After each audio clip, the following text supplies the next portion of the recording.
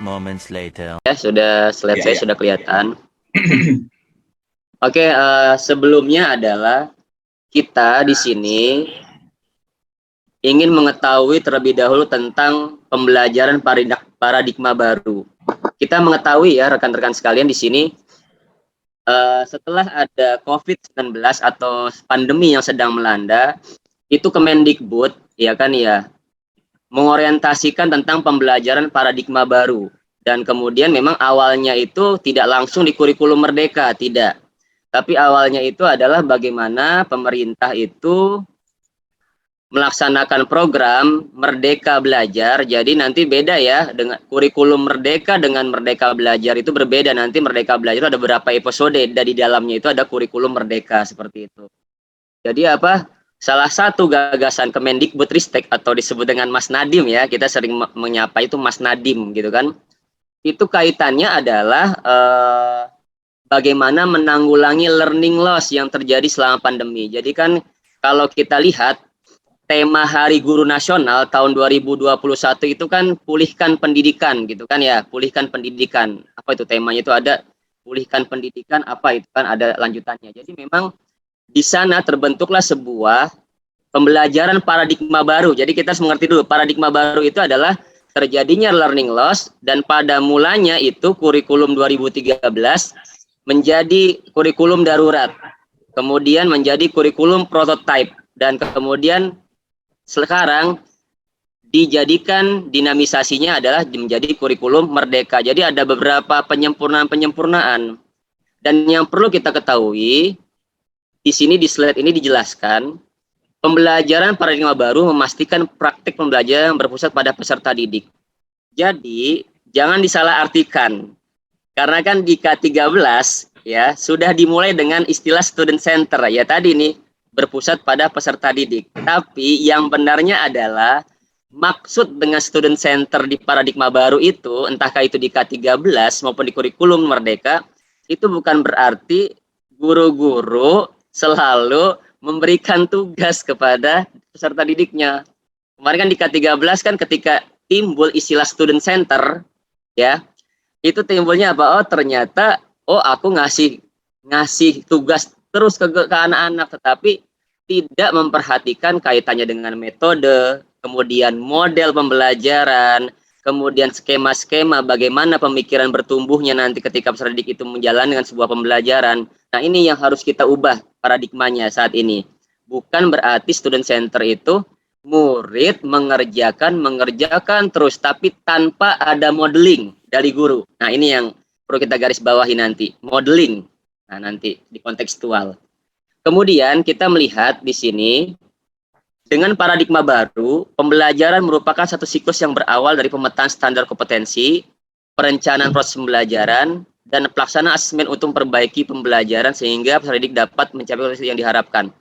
Jadi nanti ketika kita masuk ke paradigma baru, kaitannya dengan kurikulum Merdeka, kita kan sudah mengetahui itu kan, sebelum kita anggap ini materi kita tentang asesmen diagnostik, nanti kita akan berikan penjabarannya. Yang perlu kita ketahui kan, kita sudah mendengarkan, bahkan itu biasanya kalau ulun mengisi seminar atau IHT, itu suruh nyanyi Pak, disuruh nyanyi. KIKD dilebur jadi apa? CP dianalisis jadi apa? TP disusun lalu jadi ATP, dari ATP jadi modul ajar. Hore, itulah namanya kurikulum Merdeka, guru mengajar bisa lebih happy. Hore, wah kalau ada tatap muka kita nyanyi bareng-bareng itu. Jadi yang perlu dipahami di sini, minta rela bagi guru-guru yang lain atau kepala sekolah, jadi memang tidak usah dibawa sulit kurikulum Merdeka ini. Kenapa? Rumusnya itu adalah KIKD dilebur itu jadi CP. Kemudian CP ini sudah baku. Anggap ini kita flashback dulu ya sebelum kita masuk ke diagnostiknya nanti. Jadi apa? CP ini sudah baku ada di Permendikbud yang tertera di capaian pembelajaran kalau tidak salah itu 033. Itu lembarannya sekitar 1000 lebih ya, 1800 kalau tidak salah, ya kan. Di situ sudah ada CP berdasarkan fase. Ada fase A, fase B, dan seterusnya sampai fase F. Jadi nanti di sana ketika kita sudah melihat CP atau capaian pembelajaran itu dianalisis, ya kan? Setelah tadi kita melihat KIKD dulu menjadi CP, CP dianalisis jadi apa? Jadi TP. Nah, tujuan pembelajaran ini kemudian disusunlah. Setelah disusun, jadilah ATP, alur tujuan pembelajaran. Jadi dari ATP tersebut jadi modul ajar. Jadi sudah jelas nanti ketika kita melihat CP yang ada di Permendikbud 033, itu kita bisa memilah mana konten, mana kompetensi. Kan kita kan membaca itu, di CP itu kan, contohnya misalnya apa? Mengidentifikasi. Tertera misalnya di CP itu ada mengidentifikasi sebuah materi. Nah, berarti mengidentifikasinya kira-kira jadi apa? Konten atau kompetensi? Ayo silakan, ada yang kita apa sambil diskusi di sini. Kira-kira jadi konten apa kompetensi? Mengidentifikasinya ini. Anggap kita flashback dulu. Jadi kompetensi. Kemudian masuklah ke ranah misalnya mengidentifikasi, misalnya ada kaitannya pelajaran fisika. Misalnya mengidentifikasi kaitannya dengan rumus-rumus atau pencerminan misalnya, vektor misalnya. Oh, berarti nanti itu termasuk dalam kontennya. Disitulah guru-guru di paradigma baru ini menentukan bagaimana nanti CP itu setelah dianalisis menjadi TP dan TP menjadi ATP dan kemudian di modul ajar. Jadi nanti kaitannya sebelum bikin modul ajar nanti ada namanya asesmen. Yang pertama itu adalah asesmen diagnostik.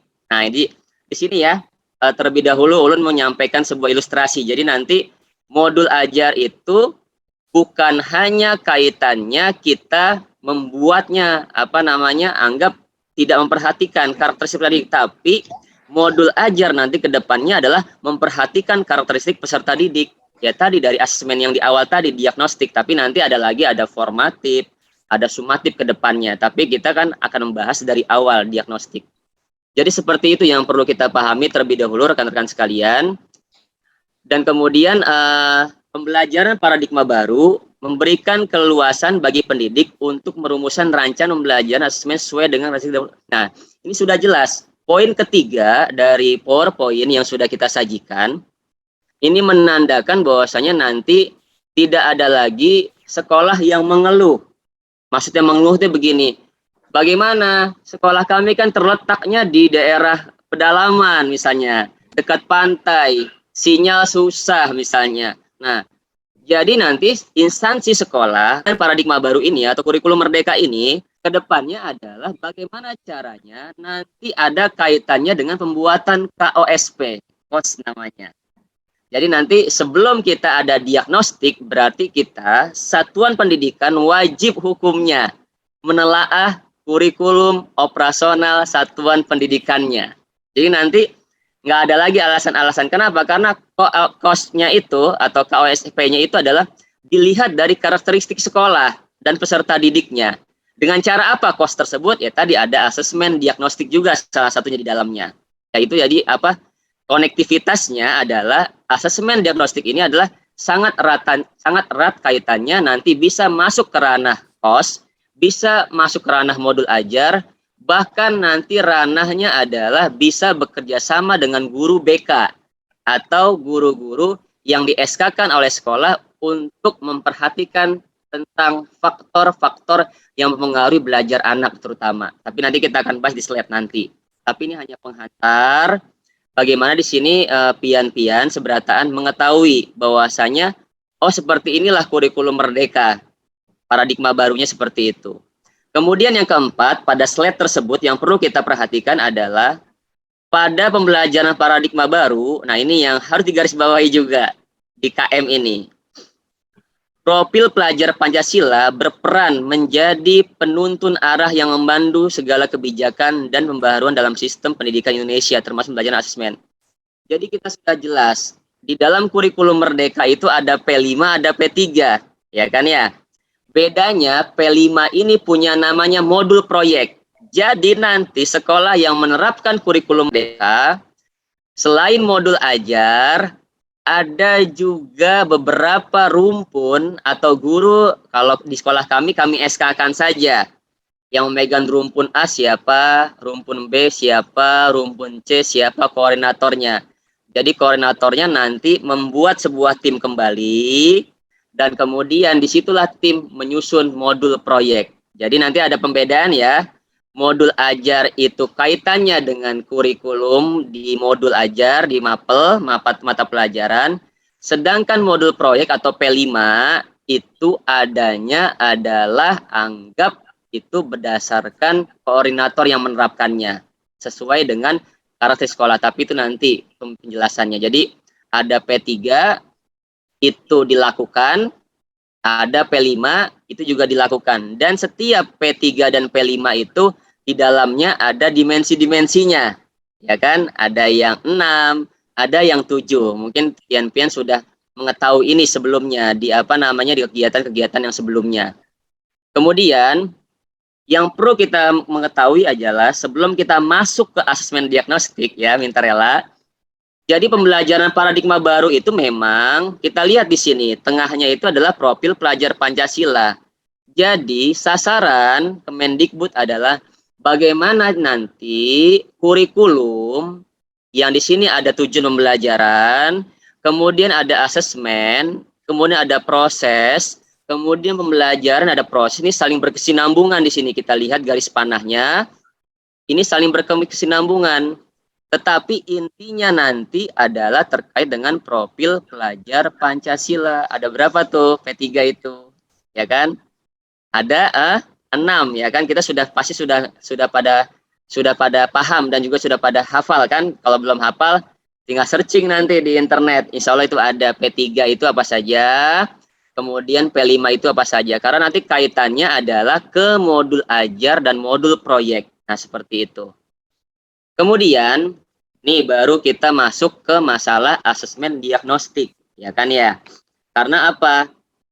Di sini dijelaskan bahwasanya asesmen diagnostik itu punya tujuan. Tujuannya adalah sesuai dengan judul kita kan, tujuannya sih apa? Ternyata adalah mengidentifikasi kompetensi, kekuatan, kelemahan peserta didik. Jadi minta rela ketika nanti guru-guru atau tim yang ada di sekolah sudah mengadakan asesmen diagnostik, itu fungsinya nanti akan menjabarkan di slide, itu nanti biasanya akan mempengaruhi faktor belajar mereka. Karena nanti ada faktor internal, ada faktor eksternal, ada faktor instrumental namanya. Tapi nanti kita akan bahas di slide yang selanjutnya nanti, sudah belum siapkan. Tapi ini hanya penghantar saja. Kedepannya nanti adalah di asesmen diagnostik ini adalah lembaga atau satuan pendidikan entah swasta maupun negeri benar-benar melakukan diagnostiknya di awal nanti. Tapi nanti bagaimana caranya itu dirembukan kembali nanti. Kalau di sekolah kami, asesmen diagnostiknya itu dilakukan oleh tim-tim yang kami SK-kan, dan kemudian nanti mereka akan membuka datanya di rapat bersama guru-guru MAPEL atau guru-guru yang lainnya. Jadi seperti itu di kedepannya. Jadi nanti kedepannya adalah hasilnya digunakan pendidik sebagai rujukan dalam merencanakan pembelajaran sesuai dengan kebutuhan pembelajaran peserta didik. Jadi yang perlu kita garis bawahi adalah ketika nanti pian-pian sudah melakukan asesmen diagnostik, itu nanti peserta didik di dalamnya itu bermacam-macam, bervariasi.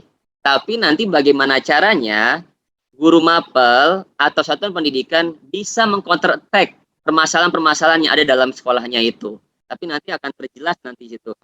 Kemudian intinya adalah dalam kondisi tertentu informasi terkait latar belakang keluarga, kesiapan belajar, motivasi belajar, minat peserta didik dan lain-lain dapat dipakai sebagai bahan pertimbangan dalam merencanakan pembelajaran. Jadi sebenarnya asesmen diagnostik ini sebenarnya dari dulu sebenarnya guru-guru sudah melaksanakan sebenarnya. Tapi bedanya dulu belum dipilah-pilah. Kalau dulu kan masih adanya di K13 adalah penilaian sikap. gitu kan? Sikap dibagi dua, spiritual dan sosial, ya kan? Kemudian pengetahuan, kemudian keterampilan. Pengetahuan dibagi lagi item-itemnya, ya kan? Item-item penilaiannya. Oh, ujian tertulis misalnya. Oh, misalnya kaitannya dengan pilihan ganda. Oh, UTS. Oh, PAS dan sebagainya. Kemudian keterampilan kita sudah mengetahui kan item-itemnya. Oh, ada unjuk kerja, praktek, ada produk, kemudian nanti terakhir ada portofolio dan sebagainya. Jadi ini sudah jelas bahwasanya terkait dengan asesmen diagnostik adalah pian-pian melakukannya di sini nih. Ulun akan memberikan pertanyaan kepada pian-pian. Coba nanti kita saling berinteraksi ya. Silakan nanti raise hand atau dipandu oleh MC ya. Bagaimana gambaran peserta didik ketika Bapak Ibu berada di dalam atau di kelas? Silakan boleh melalui raise hand, boleh juga melalui misalnya ini di kolom chat. Jadi kita berinteraksi juga nih gitu. Silakan. Jadi nanti ulun akan lihat nih.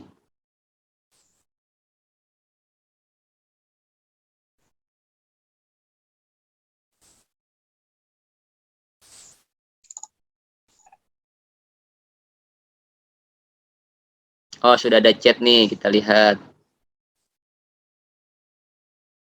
Kenapa lah ada tag yang nggak jelas? Oh, ada yang nggak jelas ya? Oh, udah hilang itu tadi, Pak. Oke. Oke, silakan. Ada yang mau menjawab di kolom chat? Tadi pertanyaannya. Pertanyaannya, silakan kita apa namanya? Bagaimana gambaran peserta didik ketika Bapak atau Ibu berada di dalam kelas? Yuk, kita berinteraksi yuk. Biar apa namanya tidak bete. Silakan di kolom chat juga nggak apa-apa. Silakan Ibu, Bapak, berdasarkan pengalaman Ibu-ibu, Bapak yang pernah mengajar kan ada yang puluhan tahun kan mungkin gitu kan.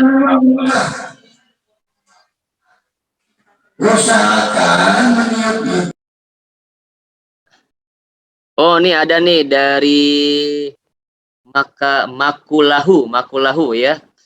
Kadang senang, kadang lemas ya kan. Oke, ada lagi silakan yang ingin mengasih apa namanya jawaban. Ya kan? Pak Makulahu. Pak Makulahu ini dari kalau nggak salah tadi itu datanya dari Sulawesi, Pak Indra.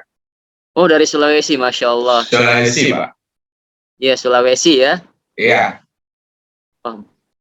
Anak duduk manis, no comment. Oke, anak belajar melalui bermain dengan menyenangkan. Sulawesi Barat. Ayo, Sulawesi Barat nih, mantap. Iya. Ada lagi nggak? Apa? Ada siswa perhatikan konsentrasi dalam pembelajaran, ada yang diam, ada yang ribut. Oke, benar tuh. Berdasarkan pengalaman aja gitu kan. Karena memang kita di sini diskusi, karena kan pengalaman-pengalaman pian-pian berbeda dengan yang satu dengan yang lainnya. Oke, ada lagi. Kita tunggu. Kalau diajak bercerita tentang pengalaman pribadi siswa, mereka jadi semangat. Wah, oke. Ini senang gurunya nih ngobrol nih ya kan. Peserta didik suka dengan medium belajar interaktif. Oke, bagus nih. Saat KBM peserta didik saya suka dengan tampil media dan permodelan. Oke, anak pada saat di kelas ada yang ngantuk dan kurang semangat. Oke. Nah, ini kan alhamdulillah nih sudah terjawab oleh berdasarkan pengalaman pian-pian.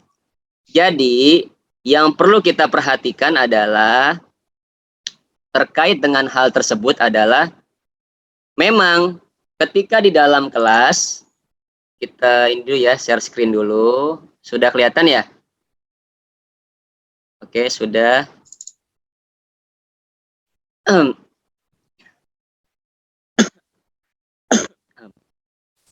Oke, sudah kelihatan Inkarela? Oke, alhamdulillah. Nah, berarti kan ini sudah terjawab nih oleh diri kita nih. Bagaimana sih gambaran peserta didik ketika Bapak Ibu berada di dalam kelas?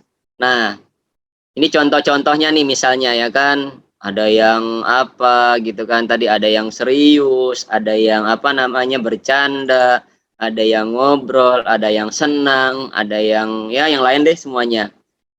Nah, jadi di sini kuncinya adalah contoh tahapan asesmen diagnostik yang pertama adalah, nah ini yang perlu kita ketahui, menganalisis laporan hasil belajar rapot peserta didik tahun sebelumnya. Jadi kita melihat dulu dari hasil rapot tahun sebelumnya seperti apa.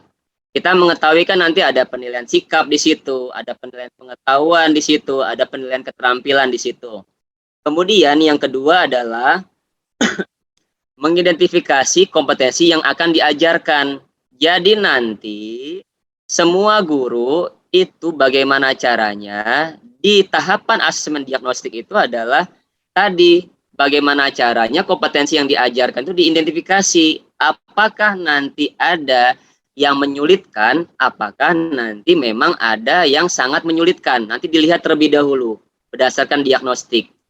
Kemudian yang ketiga, yang perlu diperhatikan adalah menyusun instrumen asesmen untuk mengukur kompetensi peserta didik. Ya, instrumen asesmen yang dapat digunakan antara adalah tes tertulis, lisan, dan keterampilan, produk praktik, observasi. Jadi nanti memang masih tetap di kurikulum Merdeka ini adalah terkait dengan asesmen diagnostik, nanti ada yang masuk kepada asesmen formatif dan sumatif, tapi nanti itu ke depannya terkait dengan kompetensi. Dan kemudian yang keempat, bila diperlukan menggali informasi peserta didik dalam aspek latar belakang keluarga, motivasi, minat, sarana, dan prasarana belajar, serta aspek lain sesuai kebutuhan peserta didik di sekolah. Kemudian yang kelima adalah pelaksanaan asesmen dan pengolahan hasil. Jadi nanti ke depannya adalah tetap ada namanya authentic assessment. Kemudian yang keenam adalah hasil diagnosis menjadi data atau informasi untuk merencanakan pembelajaran sesuai tahap capaian dan spesifik. Jadi nanti ketika kita sudah melaksanakan keenam ini, nanti di situ bagaimana caranya guru-guru atau satu instansi yang sudah di-SK-kan oleh kepala sekolah itu melaporkan hasilnya setelah melakukan diagnostik. Berarti kan nanti boleh berjalan. Diagnostik itu berarti berjalan nih. Ini kan kita pembelajaran baru sebulan kan. Kita baru sebulan. Nanti ke depannya itu bagaimana cara terus kita mendiagnostik. Nah sekarang contohnya ini di sekolah Ulun ini, Ulun suruh semuanya guru mapel dan kemudian bekerja sama, linknya itu BK dan kesiswaan dan bagian keagamaan itu memantau anak-anak, terutama anak-anak yang di kelas 10, karena kan mereka kita belum punya dapat data riwayatnya. Data riwayatnya hanya nilai dia di kelas 9 yang kami kumpulkan. Tapi kalau yang di kelas 11, 12, karena kami sudah punya data yang sebelumnya, itu tinggal kami mendiagnostik ulang lagi saja. Kira-kira ada nggak perubahan? Ada nggak kemerosotan terkait dengan masalah karakteristik mereka? Jadi seperti itu nanti. Kemudian, dari faktor-faktor tersebut yang perlu diperhatikan, ini akan lagi share screen, ya. Itu adalah kaitannya dengan faktor-faktor nanti. Kita lihat di sini, Ulun akan share kembali. Ya, kita akan share kembali di sini faktor-faktornya ini. Yang perlu diperhatikan adalah, nah kita akan share kembali. Nah, jadi nanti setiap instansi pendidikan jika nanti sudah melaksanakan asesmen diagnostik, biasanya nanti ada faktor-faktor yang mempengaruhi belajar di instansi tersebut. Yang pertama adalah kaitannya dengan faktor internal. Faktor internal. Kemudian ada namanya faktor eksternal nanti. Kita harus bisa menelaah ini dulu nanti ke depannya. Jadi nanti ketika kita ada tindak lanjut kepada peserta didik, kita punya data terlebih dahulu. Bukan berdasarkan minta rela penghakiman semata, tidak. Tapi kita punya data. Kita lihat lagi faktor internal. Nah, faktor internal ini dibagi dengan faktor fisiologis yang perlu kita cermati di diagnostiknya. Jadi kita sudah mengetahui faktor fisiologisnya adalah kondisi fisik secara umum. di peserta didik itu seperti apa. Oh, minta rela, oh dia ada misalnya beberapa anak pendengarannya kurang baik. Oh, ternyata ada anak berbicaranya sudah kelas 7 misalnya, atau dia anggap yang SD sudah kelas 5 tapi dia berbicaranya belum lancar misalnya. Itu kan sudah termasuk di faktor internal, di faktor fisiologisnya. Kemudian adalah kondisi panca inderanya. Kita lihat, mohon maaf, di sekolah-sekolah itu kan kalau anaknya lengkap ya alhamdulillah. Ternyata ada anak disleksia misalnya. Oh, dia kalau baca itu kayaknya kayak huruf terbalik gitu kan. Kemudian ada berapa anak, mohon maaf, tangannya agak megang pulpen aja karena dia ada cacat genetik. Nah, itu juga bisa mempengaruhi. Makanya di situ kita diagnosis tersebut. Kemudian yang selanjutnya adalah di faktor internal yang mempengaruhi yang kita bisa lihat di diagnostik adalah faktor psikologis. Nah, kemudian faktor psikologis itu kita bagi misalnya yang pertama adalah intelijensi. Nah, jadi nanti biasanya di sekolah-sekolah yang sudah menggandeng lembaga psikologi, itu biasanya di awal PPDB-nya dia sudah melakukan tes diagnostik terkait dengan intelijensi dengan lembaga-lembaga psikologi yang sudah mereka anggaplah MOU. Nah, jadi kan ada beberapa sekolah seperti itu kan, ternyata memang diagnostik ini sudah dilakukan sebelum ada kurikulum merdeka oleh sekolah-sekolah, tapi bedanya dulu belum dikhususkan namanya adalah asesmen diagnostik. Nah, seperti itu. Kemudian selanjutnya adalah perhatian. Nah, jadi di psikologis itu minta rela nih khususnya untuk yang ngajar PAUD ya, yang ngajar SD minta rela itu kan anak-anak masa-masa seperti itu kan masih ada dunia abstraknya nyata gitu kan. Jadi kadang-kadang guru-guru kelas 1 contohnya atau kelas 2 ini kejadian nih, ada beberapa orang konsultasi wali murid ke ulun karena dia itu apa namanya minta rela anaknya itu baru kelas 1 SD dan itu anaknya baru apa namanya belajar minta rela 1 bulan. 1 bulan. Orang tuanya ada diskusi, Ustadz Indra atau Pak Indra, ini wali kelasnya mau WA aku, seolah-olah angkat tangan ke anakku. Baru berapa bulan belajarnya? Ulun tanya, baru sebulan. Nah, ini yang harus dihindari oleh guru-guru SD khususnya. Jangan apa namanya meng-WA wali murid seolah-olah lepas tangan. Ya, dengan alasan-alasan tertentu. Anak pian kurang fokusnya. Anak pian kalau disuruh nulis jalan-jalan kemana-mana. Tapi ini memang sudah kodrat anak SD seperti itu.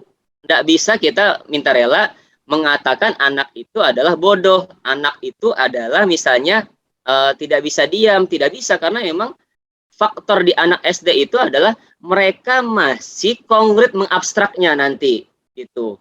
Jadi ada berapa wali murid konsultasi ke ulun gitu kan, itu gimana Ustadz Indra? Akhirnya ulun sarankan temui aja wali kelasnya, ngomong baik-baik, kemudian minta carikan solusinya. Kalau di WA mungkin nanti nggak baik hasilnya, jadinya debat kusir. Mendingan datangi wali kelasnya secara baik-baik, kemudian diskusi. Oh ternyata kemarin sudah kita tanyakan lagi gimana Bu? Gitu. Oh ternyata sudah aku temui wali kelasnya katanya. Oh ternyata cuman gara-gara ini aja wali kelasnya karena masih muda kan, ternyata ada luapan emosi saat aja gitu kan, saking ngajar kelas 1 itu kan lumayan ini ya Bu ya. Siapa nih yang guru SD di sini? Belum dia nanti minta rela bekami ya kan, bekami di celana, minta buang air besar di celana, itu ada. Tapi alangkah baiknya guru-guru SD yang ngajar kelas 1 atau kelas 2 lah atau kelas 3 itu tolong emosional sesaat itu jangan sampai dilimpahkan ke ke wali murid terlebih dahulu, tapi sabar dulu, dicarikan solusi, diadakan parentingnya yang baik. Tapi kan kalau kita langsung WA orang tuanya kaget juga kan, orang tuanya kan itu curhatnya itu ibu itu nangis 3 hari katanya. Jadi gimana ya Ustadz Indra anakku nih gitu kan, ke depannya apakah bodoh kah? Jadi orang tuanya kena ini nih, kena kena ranahnya, hatinya juga kena gitu. Nangis 3 hari katanya mikirin anaknya. Gimana nih kalau wali kelasnya sudah nyerah, apalagi aku nih sebagai orang tua. Nah, tapi nggak apa, itu cuman bilang temui aja. Itu hanya ada sesuatu emosional sesaat, dan itu niatnya bukan itu kok guru sebenarnya. Tapi cuma sesaat aja. Jadi akhirnya sudah ditemui gurunya, minta rela lah, belum jelaskan ini. Oh ternyata selesai masalahnya, iya, akhirnya saling berelaan. Apa namanya, wali murid dan wali kelasnya. Nah, jadi kayak gitu aja, selesaikan masalah gitu kan. Apa faktor-faktornya? Habis itu anaknya ulun lihat, coba Pang, anak pian ulun lihat kayak apa sih ininya. Oh ternyata anak baru ini kejadian baru kemarin, minggu kemarin. Ternyata anaknya ini adalah benar-benar mengabstrak dan kinestetiknya bergerak. Mengabstrak plus kinestetiknya bergerak. Jadi dia tipe gaya belajarnya itu adalah tidak bisa tenang. Tidak bisa tenangnya bukan berarti dia nggak pintar, tapi memang itu mode dia. Mode dia. Makanya ulun cek dia, ulun ajak interaksi anak kelas satunya tersebut, ya kan? Itu ulun tepuk ininya, bagian pundaknya, untuk mengalihkan apa namanya, ininya, konsentrasi ya. Ternyata memang kinestetik anaknya. Jadi nggak bisa kita memaksakan anak kinestetik untuk apa namanya, duduk diam. Tapi memang seperti itu kodratnya mereka. Ternyata anaknya ini adalah kinestetik dan pengabstrak. Jadi kalau dia melihat sesuatu, dia langsung mengabstrak. Berarti ini bisa diarahkan ke konkret nanti ke depannya. Ulun bilang ke mana, ke ininya, ke orang tuanya. Oh anak ibu nggak kenapa-napa bu, nggak bodoh kok gitu.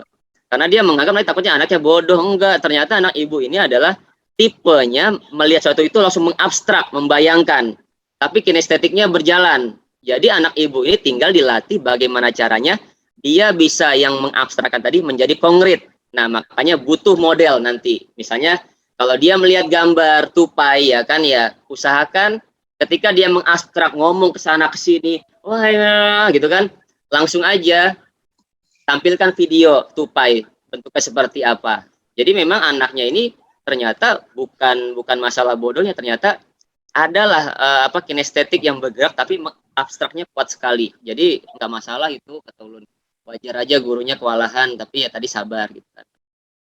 Kemudian selanjutnya adalah mana ini? Tidak. Nah, ini minat dan bakat. Nah, nanti ketika diagnostik juga guru-guru itu bagaimana caranya adalah memperhatikan faktor minat dan bakat. Tidak bisa disamakan minat dan bakat yang satu dengan yang lainnya, ya kan? Kemudian motif dan motivasi juga berbeda nanti. Ada faktor psikologis, minta rela. Ulun sudah menangani berapa anak ini. Ternyata mereka itu bisa dilejitkan motivasinya dan motifnya. Kenapa? Karena di rumah misalnya kurang perhatian dari orang tua. Mohon maaf, kalau kami kan sekolah kami full day school.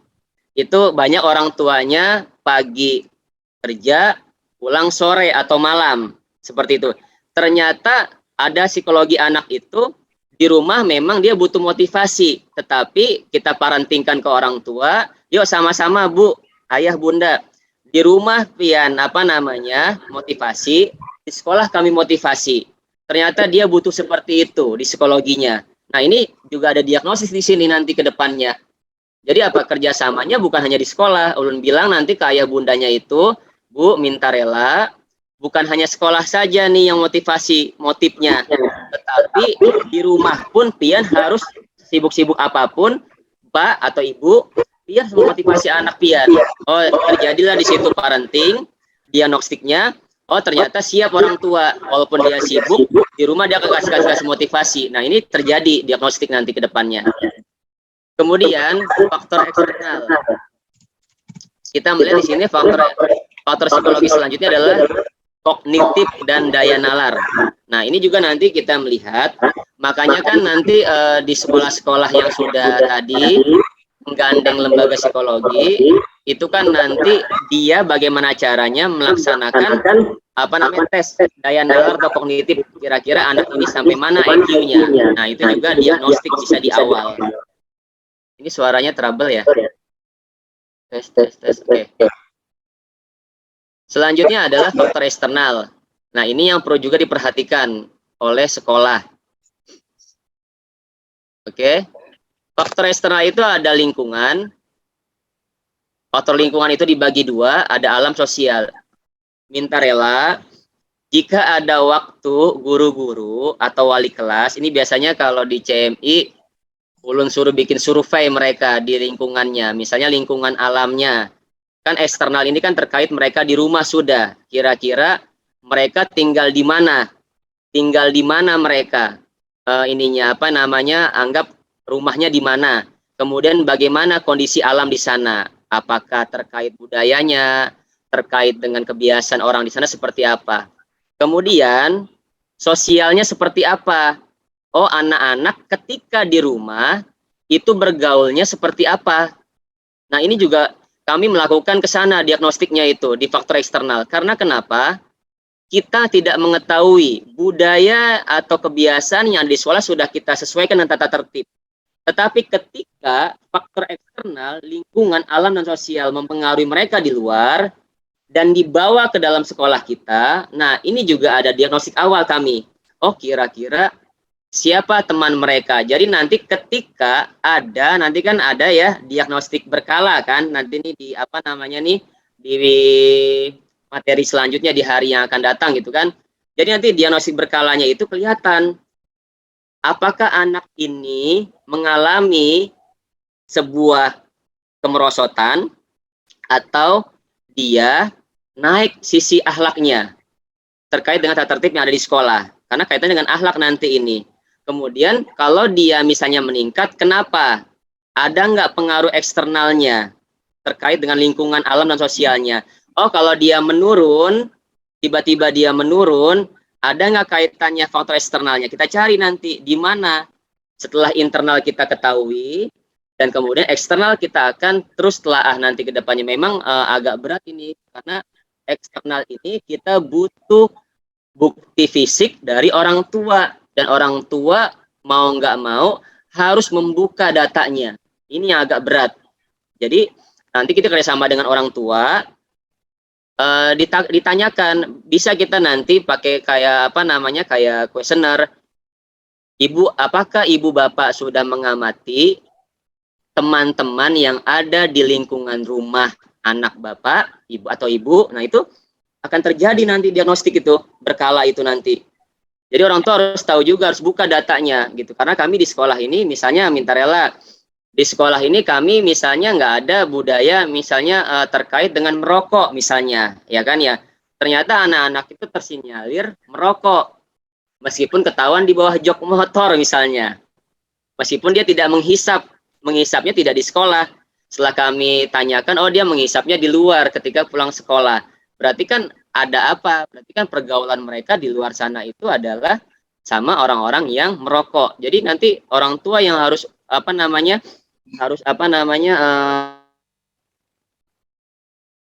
kita nggak ada di sana guru-guru, kita hanya di internal gitu kan. Kemudian ada namanya faktor instrumental. Nah ini juga harus berkaca diri sekolah-sekolah. Instrumental itu adalah kaitannya dengan, kita lihat di sini. Oke. Nah, faktor instrumental yang perlu kita diagnostik adalah di lingkungan sekolah kita adalah kurikulum. Contohnya kita membuat KTSP atau sekarang disebut dengan KOSP ya kan? Apakah KOSP-nya itu kalau misalnya kita copy paste dari sekolah lain, apakah sudah di ATM? Amati, tiru, dan modifikasi. Jadi tidak mengcopy secara full kurikulum atau KTSP yang dimiliki oleh sekolah lain. Nah ini kadang-kadang copy paste-nya itu kita tidak menelaah kembali dalamnya. Kenapa? Karena di instrumental ini kurikulum adalah jantungnya pendidikan. Jadi KTSP itu atau KOSP itu adalah jantungnya pendidikan. Kalau dalam bahasa agama adalah ini adalah kitabnya. Kitabnya apa namanya? Kitabnya lembaga pendidikan, gitu kan. Atau kalau dalam bahasa kata kita Injilnya, Al-Qur'annya, Wedanya di dalam instansi pendidikan. Kalau KTSP KOSP-nya tidak sesuai atau tidak ditelaah, apalagi visi misinya tidak diperbaharui, pastikan visi misi itu akan mengalami perubahan. Kenapa? Karena pergeseran, kemudian perkembangan-perkembangan yang ada pada lingkungan sekolah. lingkungan masyarakatnya, lingkungan sekitarnya, lingkungan alamnya. Pasti jika bisa ya paling enggak kan kita visi misi itu kita dinamisasikan itu adalah setiap setahun sekali ketika kita menjelang tapel yang akan datang. Atau kita adakan raker misalnya, rapat kerja. Nah ini harus kita ubah, tapi secara garis besar kurikulum bersifat dinamis fleksibel. Sehari aja bisa diganti visi misi, silahkan kalau mau gitu kan. Sebulan pun boleh kita mengganti visi misi gitu kan. Tapi yang sering kita lakukan adalah setahun sekali. Padahal kurikulum itu bersifat dinamis dan fleksibel. Jadi suatu saat sesuai dengan perkembangan zaman itu bisa diubah. Makanya ada istilah gini kan, ganti menteri, ganti kurikulum. Tidak, padahal sebenarnya memang kurikulum itu terus berubah karena dia bersifat dinamis gitu. Jadi nggak bisa menetap, tidak bisa stagnan kurikulum itu atau KTSP itu. Nah itu seperti itu. Kemudian sarana dan fasilitas. Nah nanti juga ketika kita melakukan asesmen diagnostik itu bagaimana caranya sarana dan fasilitas ya itu kita harus cari dulu kira-kira apa kelebihan sarpras atau fasilitas yang ada di sekolah kita, apa kekurangannya. Nah dari diagnostik tersebut nanti itu bisa mempengaruhi mempengaruhi belajar anak-anak. Jadi nanti sekolah mungkin kan di raker itu kalau kita sudah mengetahui sarprasnya kan kita buat RKTS, kita buat RKJM jika emang sudah habis 4 tahunnya. Kemudian kita masukkan ke RKAS, karena kerja anggaran sekolah. Jadi minta rela faktor instrumental ini semua yang bergerak adalah seluruh aktivitas atau seluruh manusia yang ada di sekolah itu harus semuanya diajak diskusi. Diajak diskusi bagaimana caranya faktor instrumental dari tahun ke tahun itu terus kita poles. Nah, seperti itu nanti gambarannya. Jadi diagnostik ini lumayan ini di awal tuh meskipun kayaknya gampang tapi sebenarnya agak sulit. Sulitnya itu kalau kita nggak memulai dari diri kita masing-masing. Seperti itu. Kemudian kita melanjut ke yang tadi. Mohon maaf Pak Indra, foto tayangan video pian kemut kayaknya. Jadi kemut ya? Iya Pak. Oke, coba dicek, cek. Oh videonya ya. Oke, sudah. Oke, kita akan lanjut lagi. Ini tadi kan kita sudah sampai dengan menganalisis yang 6. Nah, sekarang kapan sih tahapan asesmen diagnostik kita lakukan? Jadi ini yang perlu kita ketahui juga. Nah, waktu pelaksanaannya itu adalah pendidik dapat melaksanakan asesmen diagnostik sesuai kebutuhan. Jadi sesuai dengan kebutuhan ya. Misalnya pada awal tahun pelajaran silakan. Kemudian pada awal lingkup materi, nanti kan ada judul kita di hari yang akan datang itu kan ada kognitif, ada non kognitif. Berarti itu sudah masuk diagnostiknya itu adalah ke materi atau ke modul ajar. Tapi nanti itu kita akan jelaskannya. Kemudian yang ketiga adalah sebelum menyusun modul ajar secara mandiri. Nah, ini juga sudah kita lakukan. Jadi kan ada pertanyaan, waktunya kapan aja? Ya tadi ini silakan pada awal tahun pelajaran, pada awal lingkup materi, sebelum menyusun modul ajar secara mandiri. Jadi silakan pendidik atau guru-guru melaksanakan asesmen diagnostik ini pada tahapan-tahapan sesuai dengan kebutuhannya mereka masing-masing. Seperti itu. Tapi ada catatannya di sini. Pendidik diberi keleluasaan untuk menentukan instrumen asesmen sesuai dengan karakteristik, kompetensi, dan tujuan asesmen. Jadi nanti pendidiklah yang menerapkan instrumennya, tetapi bagaimana caranya guru bisa menyesuaikan karakteristik kompetensi dan tujuan asesmennya seperti apa. Misalnya nanti masuk kepada ruang lingkup materi, misalnya matematika. Nanti kita akan ajarkan tuh bagaimana cara kognitif dan non-kognitifnya untuk menyusun diagnostiknya sebelum kita melakukan pembelajaran. Kemudian, contoh tahapan asesmen diagnostik ini dapat digunakan untuk asesmen pada awal tahun pelajaran dan sebelum menyusun modul mandiri. Jadi tadi sudah jelas nih catatannya itu sudah jelas bahwasanya asesmen diagnostik ini bisa untuk mempersiapkan pada tapel awal dan kemudian menyusun modul secara mandiri. Jadi nanti guru-guru ketika mengambil atau mengcopy paste modul ajar yang ada di platform Merdeka Mengajar atau di s.id kurikulum Merdeka, itu tinggal pendidik mengkaitkan asesmen diagnostiknya itu sesuai dengan apa yang ia lakukan di sekolah.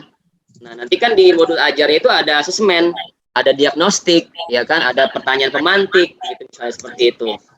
Kemudian untuk asesmen pada awal lingkup materi, contoh tahapan ini dapat disederhanakan menjadi tahap 1, 2, 3, 5, dan 6. Tahapan 4 dapat dilewatan.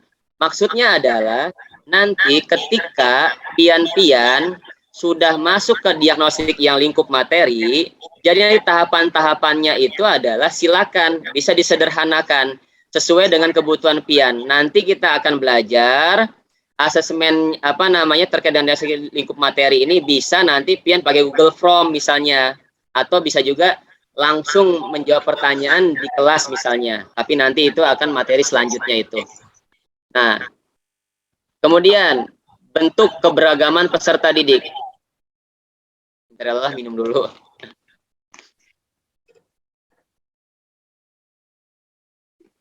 Jadi bentuk keberagaman peserta didik ini perlu kita perhatikan. Latar belakang keluarga pasti berbeda kan?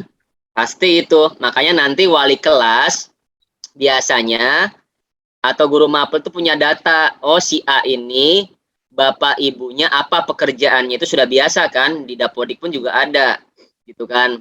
Ini bukan hanya wali kelas, PTK atau pendidik pun punya data seperti ini gitu kan. Kemudian jenis kelaminnya, oh keyakinannya apa, agamanya apa, kemudian harapannya apa, oh kegemaran hobinya itu apa, kemampuannya apa, bentuk fisiknya seperti apa. Nah, ini di asesmen diagnostik ini pasti harus dilengkapi datanya terlebih dahulu. Kenapa? Karena peserta didik mempunyai keberagaman, tidak mungkin sama seperti itu. Nah, jadi ini yang perlu kita perhatikan. Kemudian yang perlu kita pahami terkait dengan keberagaman kemampuan peserta didik, kita akan melihat di sini ternyata nanti mereka bisa diklasifikasikan kira-kira si A itu kemampuannya ada di mana-mana saja. Ini contohnya saja ya, ada kemampuan sensoris, ada kemampuan kinestetik, ada matematis, religius, ya kan, kemampuan memahami alam, kemampuan berbahasa, spasial, musikal, kemampuan menguasai diri, ya kan, kemudian kemampuan bekerjasama dengan orang lain. Nah, tapi sekarang ulun mau berinteraksi sama pian-pian nih. Kira-kira pian-pian di kemampuan mana kira-kira? Yo, silakan. Di di chat, di kolom chat silakan ditulis. Yo. Kira-kira pian-pian yang ada di ruang Zoom ini, kira-kira kelebihan pian ada di mana? Silakan, yuk. Jadi kita mengetahui dulu diri sendiri nih, gitu kan. Baru nanti kita mendiagnostik peserta didik. Yuk, silakan di kolom chat. Tuh ada berapa kemampuan tuh kira-kira di mana kelebihan-kelebihannya. Oh, ini ada yang jawab nih. Ya kan, kemampuan religius. Ini dari siapa ini? Ibu Hajah ya? Ya, Ibu Hajah Syarifah. Ya, Ibu Hajah Syarifah. Oh, ini ada Ibu Hajah Hana, kemampuan berbahasa. Oke. Ada Ibu Yayu, kemampuan berbahasa. Oh, ada Ibu Sumaryatin, kinestetik. Oke. Yuk, siapa lagi? Silakan, yuk. Hari ini pian-pian harus mengetahui kelebihannya di mana. Iya. Kan, jadi itu. Yang menjawab kemampuan berbahasa itu kalau nggak guru bahasa Indonesia, guru bahasa Inggris kayak. Oh, gitu ya? Iya. Yang Ibu Sumaryatin pasti guru olahraga sama Pak Jumrah. Kalau ulun Pak, kebetulan tipe guru ngajar yang nggak bisa diem. Jadi Iya. makanya hari ini duduk ini kurang enjoy. Ulun kalau ngajar duduknya itu nggak enjoy. Mungkin di sini ada Pak Hendra kayaknya di kepala sekolah Muhammadiyah nih. Kemarin ulun mengisi Ya. tuh di sekolahnya itu ulun pasti berdiri, nggak mau duduk ya kan. Karena memang tipenya tipe yang nggak bisa diem gitu kan. Makanya pas lagi disuruh duduk nih, aduh, kayaknya nggak enjoy banget. Biasanya seperti itu. Oke, kemampuan berbahasa ini, kemampuan bekerja sama dengan orang lain. Oke, bagus nih, sudah nih. Jadi, tolong pian-pian nih, sebelum mendiagnostik peserta didik, mengetahui dulu kira-kira pian-pian ini di mana kemampuannya, gitu kan. Jadi kenapa nih diagnostik ini harus memperhatikan keberagaman kemampuan peserta didik? Jadi nanti tujuannya adalah apa ya, kira-kira ada yang bisa jawab nggak? Tujuannya apa? Tujuannya itu yang sering digaungkan nih sama Mas Nadim nih. Nih dia nih. Jadi layanan yang kita berikan karena berbagai perbedaan karakteristik peserta didik disebut dengan pembelajaran terdiferensiasi. Jadi nanti sengaja hari ini ulun tidak bahas terdiferensiasi itu seperti apa. Ini PR buat pian-pian. Bagaimana caranya pian-pian mengetahui apa sih maksud dari pembelajaran terdiferensiasi. Jadi nanti ini kalau pian sudah memahaminya, insya Allah guru-guru yang ada di Kalsel ini nggak bakalan sarik-sarik lagi sama peserta didiknya. Misalnya kalau ada yang sarik kan, maksudnya apa? Stres kah? Jangan sampai minta rela ngajar itu bikin beban pikiran pian-pian. Jangan sampai bikin stres. Kalau bikin stres mendingan jangan, merusak kesehatan. Jadi nanti kaitannya adalah dengan pembelajaran tadi. Pembelajaran apa tadi PR kita? Kita harus memahami pembelajaran terdiferensiasi. Kenapa? Karena di dalam kelas kita, setelah kita melakukan asesmen diagnostik, itu pasti kita akan melihat beberapa perbedaan dan keberagaman peserta didik dan nggak bisa sesuai dengan apa yang kita inginkan. Kenapa? Karena kullu mauludin yuladu alal fitrah. Jadi setiap anak Adam yang diciptakan ke muka bumi ini adalah berdasarkan fitrah. Fitrah ini kalau kita lihat dari hadis kontemporer dimaknai adalah fitrah ini adalah keberagaman yang dimiliki oleh manusia. Mereka punya kelemahan yang berbeda dan mereka punya kelebihan yang berbeda. Jadi seperti itu nanti ya kawan-kawan, rekan-rekan sekalian. Jadi nanti masuknya adalah kalau bahasa kerennya ya kan ya, itu adalah pembelajaran terdiferensiasi. Silakan PR-nya dicari itu. Nanti ada konten ya kan, kemudian nanti ada kaitannya dengan apa namanya kompetensi di apa namanya terdiferensiasi ini. Ini penting. Jadi guru-guru di Kalsel atau di Indonesia ini harus tahu tentang karakteristik yang dipelopori dengan disebut dengan terdiferensiasi seperti itu.